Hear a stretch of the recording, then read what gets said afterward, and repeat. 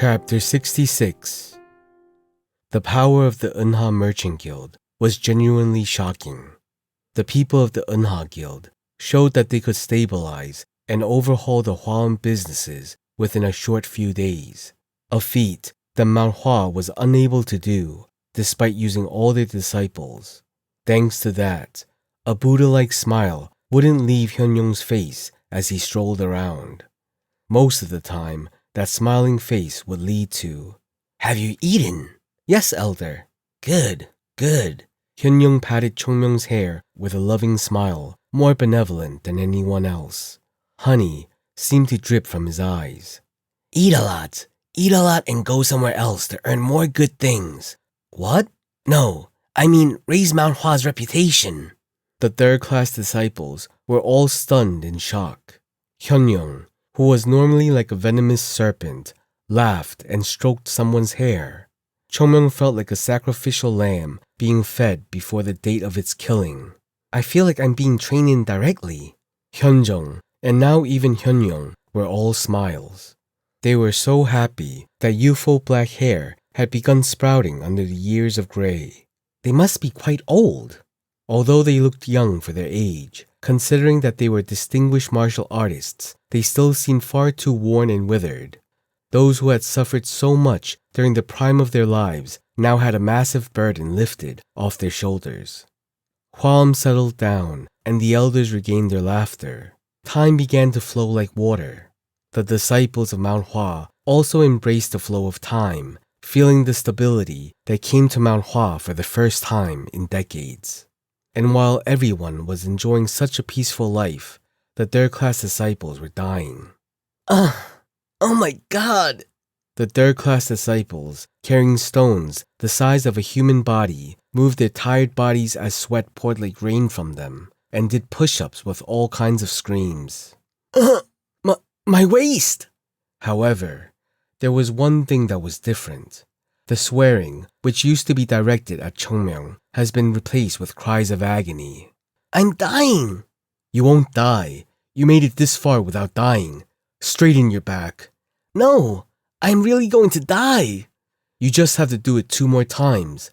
Now this is the last one. Once more. Okay, this is the last one." At first, they just started their training because Chongmyong asked them to. Well, more like forced them to.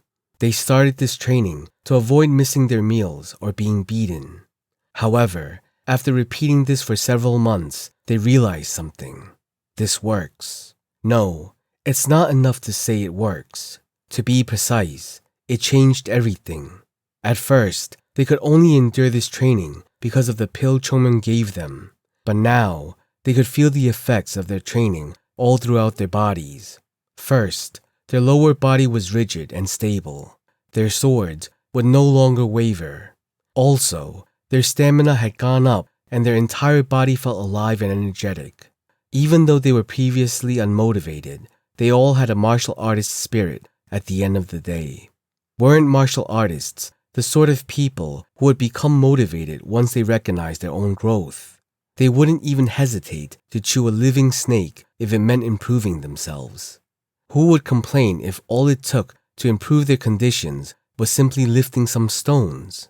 The screaming voices increased as the training carried on, and over time, the disciples who used to carry bags of sand were now lifting heavy stones. The most notable of which was Jogul. Jogul lifted a rock twice as large as the others. Seeing that, everyone bit their tongues. Is he doing this without using internal ki? Seems like it. The way they spoke changed.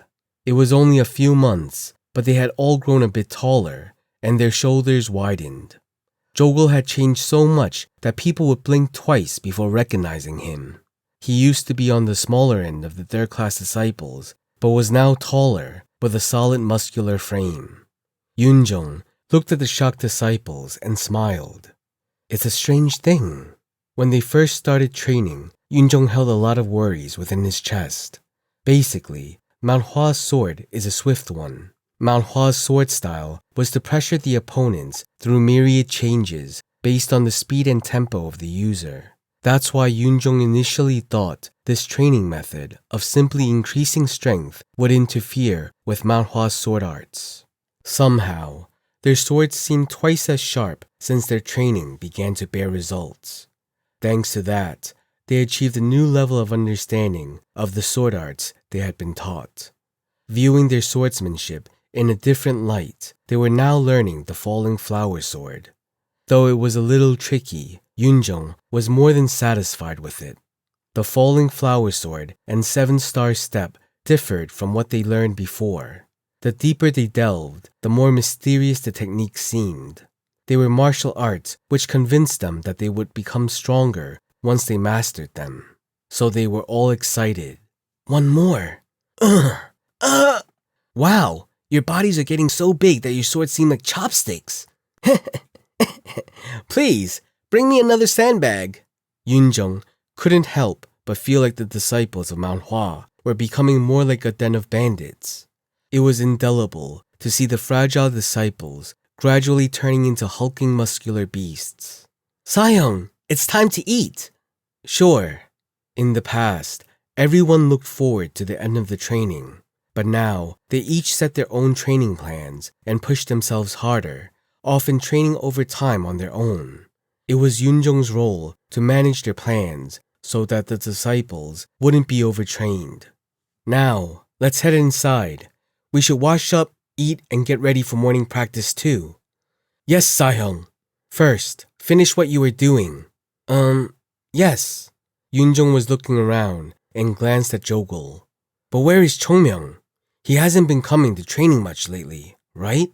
Yeah. Since the third-class disciples became more motivated to train by themselves, Chongmyeong didn't join in with them as often. It's not like he is sleeping either. He wakes up before everyone else, so where is he even going? How could we even know? Actually, isn't Chongmyeong the busiest person in Mount Hua right now? Yeah. It was true. After a series of events, Mount Hua was revived. Visitors, who had never come to Mount Hua before, began to frequent the sect, and the businesses, recovered from Hwaum, had been reintegrated, so the sect was steadily earning money. Following that, Mount Hua itself was even being renovated, with maintenance laborers also coming and going constantly. In the meantime, Chongmyeong was moving back and forth between the Eunha Guild and Mount Hua. Sahyong. How strong do you think we are? Well, Yunjong tilted his head. Strength is relative. In order to know how strong they were now, they had to understand their past strength, but they didn't really have a standard to measure by. They only knew they had gotten stronger, but it was difficult to judge how strong they had become since they were all growing together. Wouldn't I at least be twice as strong as my past self? Only twice as strong? I don't know. It's a bit abstract. What's certain is that I'm confident that I could defeat at least 3 of my former self. That isn't enough. Huh? You know, the conference is coming up. At that, Yunjong frowned. Yeah, we need to get much stronger. Right. Yunjong smiled bitterly. Let's ask Chongmyeong to give us some new training. Jogul resolutely nodded with a sullen expression. Chongmyeong headed towards the mountain's peak. To become strong, he had to train. Chongmyeong had achieved perfect synchronization between his body and sword in the past. With the memories of his former life, he was able to somewhat reach similar results with his current body. But he hadn't been able to accomplish perfect body and sword unification like he had in the past. There was no shortcut here. He must constantly swing his sword to resolve the dissonance felt between body, mind, and sword. However, the problem was that Chongmyeong couldn't do this in front of others. If he were to train properly in front of others, their entire worldview would be flipped upside down and it would draw unnecessary attention to himself. Yep, I would rather die than suffer. So, he chose to practice in a location beyond the prying eyes of others. These days, Chongmyeong climbs the mountain at dawn, swinging his sword on the peak and then comes down. How am I supposed to do this? There was no problem climbing the mountain. The problem was that it wasted a lot of time. I don't have enough time to spend like this.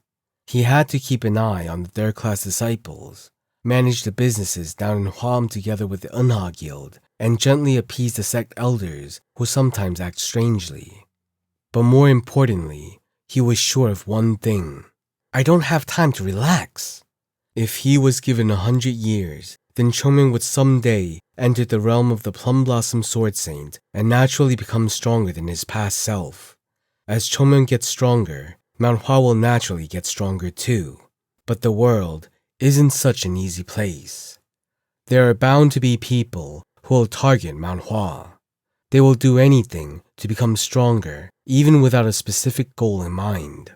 Because a sect that flourishes will be seen as competition to be stifled and snuffed out. Somewhere down the line, interference will appear, and people will come to pick a fight. What if he takes his sweet time to train and ends up encountering an enemy he can't defeat? Besides, doesn't Mount Hua already have a lot of enemies? Chongmyung shook his head. I need to get stronger as soon as possible. I can only handle so much. Chongmyung couldn't afford to neglect his training. He had to climb as quickly as he could. Lying and waiting wouldn't make him stronger. He would have to clench his teeth and work hard. Huh? Chongmyung narrowed his eyes. Someone was here. An uninvited guest appeared at the location Chongmyung had trained for the past month. Who would be here at this time? He cautiously approached the peak and peered at the figure that was wielding their sword in the moonlight. The tip of the sword drew a smooth line through the sky. Soft but powerful. Flashy but elegant. The sword, which rose from the ground, embroidered the sky and slowly descended like falling flower petals. An elegant sword dance. It was a dark dawn before the sun had even begun to rise. A woman was performing a sword dance under the moonlit night sky. Her white robe, ebony hair, and silver sword shone in the moonlight. Like a moon under a moon. Chongmyung was engrossed in her dance. The mysterious woman's sword appeared to melt into the moonlight. Fragile yet unshakable. The sword seemed like a plum blossom. Right, the old sword of Mount Hua. Chongmyung fell into a bizarre state of fascination. The ancient sword arts of Mount Hua, which he thought he would never see in this era, were unfolding in front of him. It wasn't a question of what swordsmanship they chose to master. It was a question of what it meant to wield the sword at all. Yes, like, "Who's there?" A sharp voice interrupted his concentration. Huh? The woman quickly appeared in front of Chongmyung and sharply stabbed her sword. A fierce sword lightly touched Chongmyung's neck. Chongmyung sighed lightly, staring blankly at the sword on his neck. I would be better off dead. How could he let a child catch him off guard? His reputation as the Plum Blossom Sword Saint is over. Who are you? I don't remember seeing someone like you here before. That's what I want to say. Who the hell is this woman?